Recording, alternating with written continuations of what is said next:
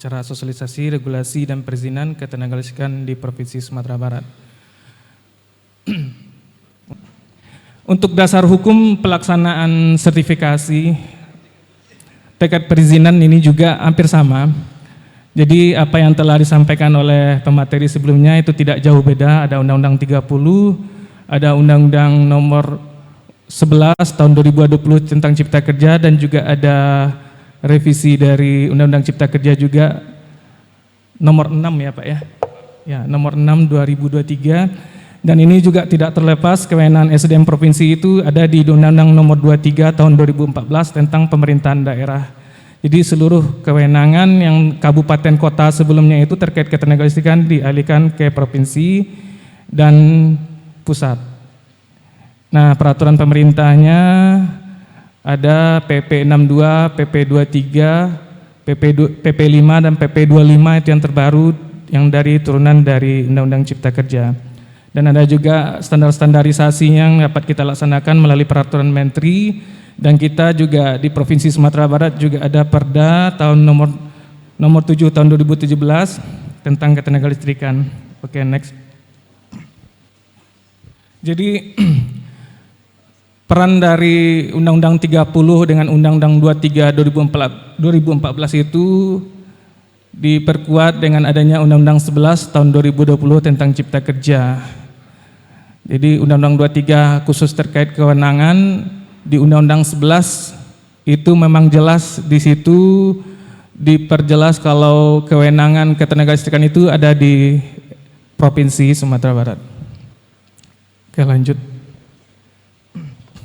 Jadi sebenarnya sudah jelas di Undang-Undang 30 dan juga Undang-Undang 11 tahun 2020 tentang Cipta Kerja itu, karena tujuan pembangunan ketenagalistrikan itu menjamin ketersediaan tenaga listrik dalam jumlah yang cukup, kualitas yang baik, dan harga yang wajar dalam rangka meningkatkan kesejahteraan dan kemakmuran rakyat secara adil dan merata serta mewujudkan pembangunan yang berkelanjutan.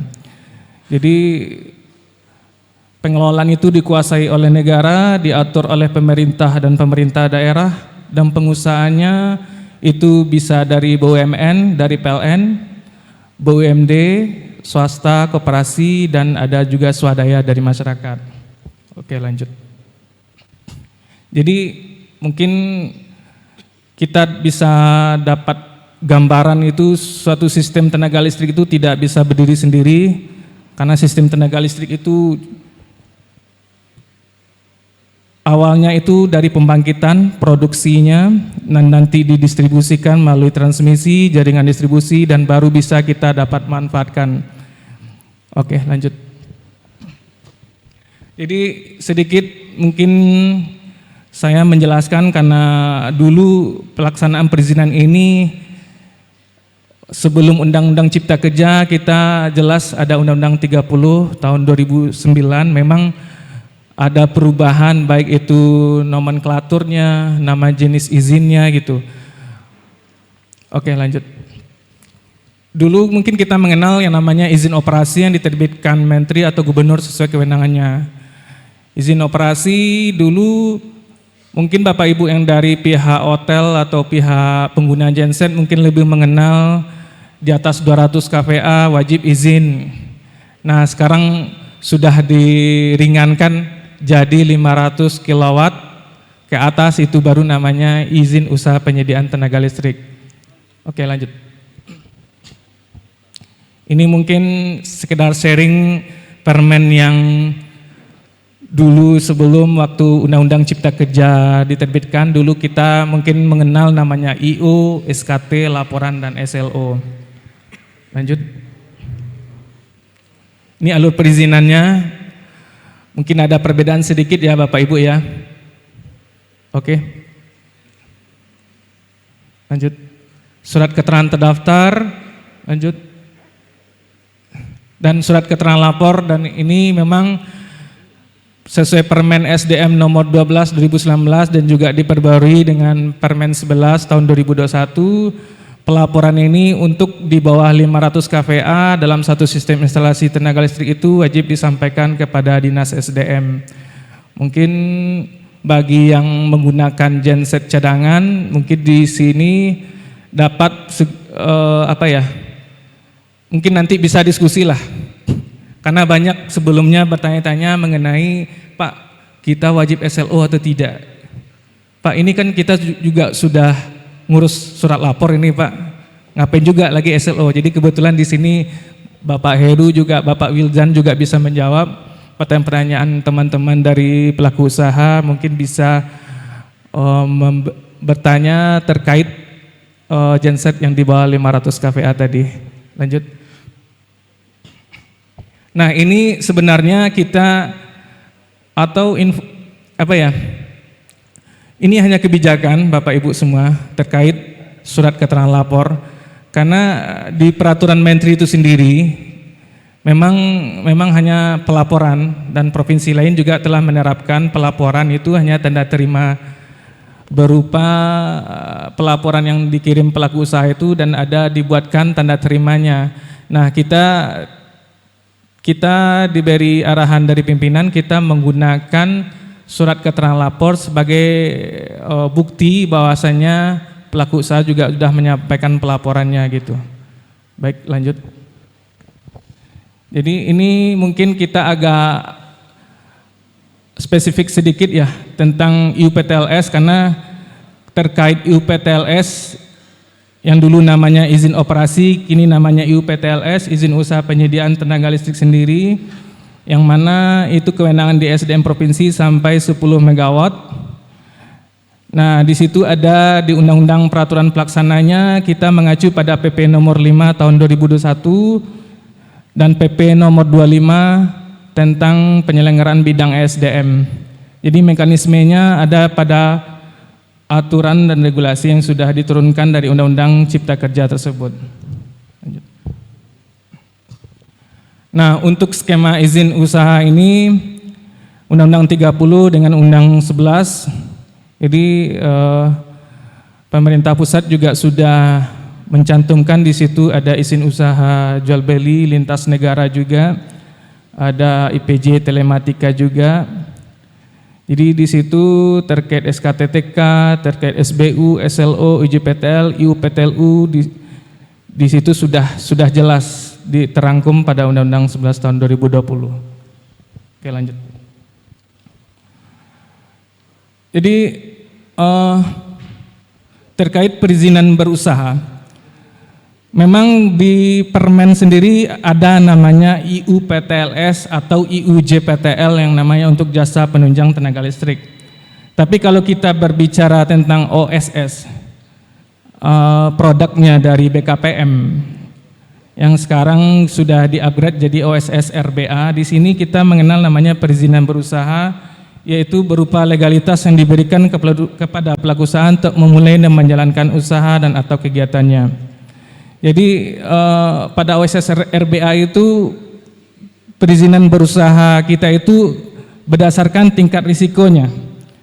Kalau untuk jasa penunjang tenaga listrik itu di risiko tinggi. Jadi nanti bisa kita paparkan. Nah, berdasarkan tingkat risiko itu kita pasti nanti ada produknya. Kalau risiko rendah dia cukup NIB saja. NIB sebagai izin. Nah, kalau dia berisiko menengah, NIB dan sertifikat standar. Dan risiko tinggi, NIB plus izin. Nah, mungkin Bapak Ibu semua, mungkin bagi yang sudah mempunyai izin ya lewat OSS, baik itu IJPTL atau IPTLS. Kalau untuk IUJPTL jasa penunjang itu kita tidak ada tercantum di situ. Di situ hanya bernama perizinan berusaha berbasis risiko, nomor sekian-sekian. Terlampir nanti ada KBLI. Nah, KBLI itu memang versinya di OSS, KBLI itulah yang menjadi izin. KBLI kalau untuk jasa penunjang itu untuk pembangunan pemasangan 43211 dan untuk konsultan perencanaan 71102. Nah, bagaimana dengan genset IUPTLS? IUPTLS dengan akun badan usaha masing-masing nantinya mengupload itu di perizinan berusaha untuk menunjang kegiatan usaha. Karena seluruh Yang memiliki genset ini pasti izin utamanya itu kalau tidak hotel, pariwisata atau pabrik kelapa sawit atau KBLI-nya yang pasti berbeda-beda. Jadi diberi ruang di OSS RBA itu untuk menunjang kegiatan usahanya, salah satunya kayak izin genset itu di form PB Umku namanya. Bisa lanjut? Ya, ini terkait kewenangan. Jadi kalau Bapak Ibu yang memiliki genset, kemarin ada yang melaporkan, Pak, saya sudah upload. Nah, ternyata dia memilih di atas 10 megawatt atau berada di wilayah di atas 12 mil. Dan itu larinya ke pusat, bukan ke akun kita di provinsi. Oke, next. Jadi untuk izin usaha kepentingan sendiri ini, jadi total kapasitas yang dihitung Bapak Ibu, total kapasitas. Jadi walaupun 1 atau 2, 3 genset, totalnya sudah menyampai 500 lebih, itu wajib memiliki IUPTLS. Jadi izin genset ini bukan dihitung satu unit, tidak, berarti totalnya. Beda kalau SLO, satu genset per genset itu harus ada SLO-nya. Nah, di sini sudah jelas dokumen-dokumen yang dibutuhkan itu apa? Analisa kebutuhan, lokasi instalasi, diagram satu garis, jenis kapasitas, jadwal pembangunan, dan jadwal pengoperasian. Oke, lanjut. Nah, ini surat keterangan lapor tadi mungkin juga sudah diperbaharui juga dengan PP 25 2021 dan Permen 11 2021, dan kami sudah berinovasi dengan Kominfo bagaimana pelaporan ini bisa dilaksanakan secara online, tidak perlu secara manual ke Dinas SDM. Oke, lanjut. Nah, ini juga sudah dijelaskan oleh Bapak Wildan tadi terkait dualisme perizinan. Sudah jelas surat Dirjen ini Bapak Ibu dari tahun 2016 bahwa Dinas Membidangi Pengawasan Kerajaan tidak mengeluarkan perizinan genset. Jadi kalau tetap ada pelaksanaan, mungkin kemarin Pak Kadis di PHRI ya, Pak Joko ya, juga hadir memberi paparan narasumber, didampingi juga dengan dari Kabid di Disnaker. Jadi kami dari Dinas SDM dan Disnaker juga akan duduk bersama terkait dengan kewenangan ini. Jadi apa yang disampaikan Pak Wildan sangat bagus itu Pak, kalau Sumatera Utara sudah memberikan surat edaran ya Pak ya.